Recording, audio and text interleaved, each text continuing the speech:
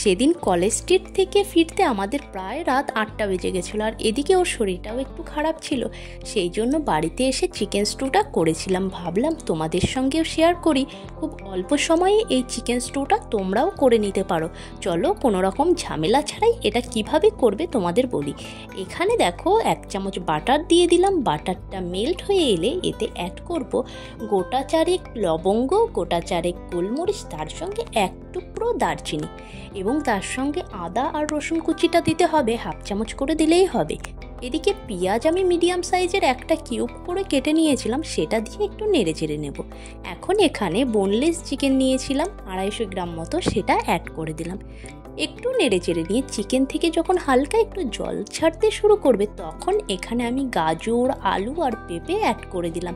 তোমরা যে সবজি খাবে সেটা অবশ্যই দিতে পারো, কিন্তু পেঁপে আর গাজরটা কিন্তু মেনলি দিতেই হয়।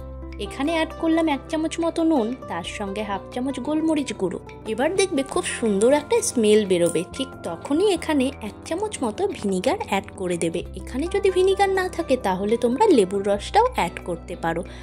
আর এখানে বলে রাখি, এই চিকেন দিয়ে সবজি দিয়ে মিনিট 3 মতো কষিয়ে নিতে হবে, বেশিক্ষণ কষানো যাবে না।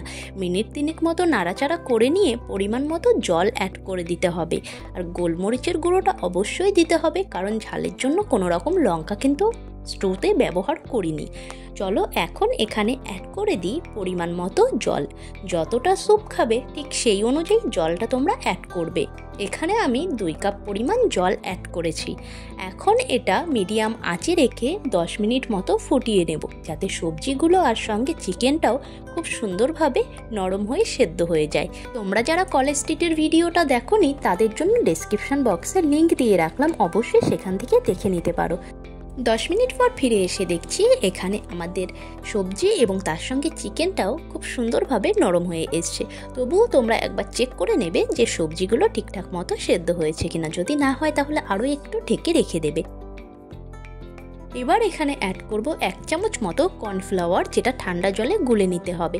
খুব বেশি ঘন করব না, সেই জন্য 1 চামচ মতো কর্নফ্লাওয়ার দিয়েছি। যদি তোমরা একটু ঘন স্যুপ খেতে চাও তাহলে 2 চামচ দিতে পারো। একটু নেড়ে চেড়ে নিয়ে আরও 1/2 চামচ গোলমরিচ গুঁড়ো অ্যাড করে নামিয়ে নিতে হবে। গরম গরম এই স্যুপ দারুণ খেতে হয়। তোমাদের হাতে যদি টাইম না থাকে অবশ্যই এভাবে একবার স্যুপটা তৈরি করে দেখো, খুব সুন্দর খেতে হয়, দারুণ টেস্টি হয়। দেখা হচ্ছে নেক্সট ভিডিওতে।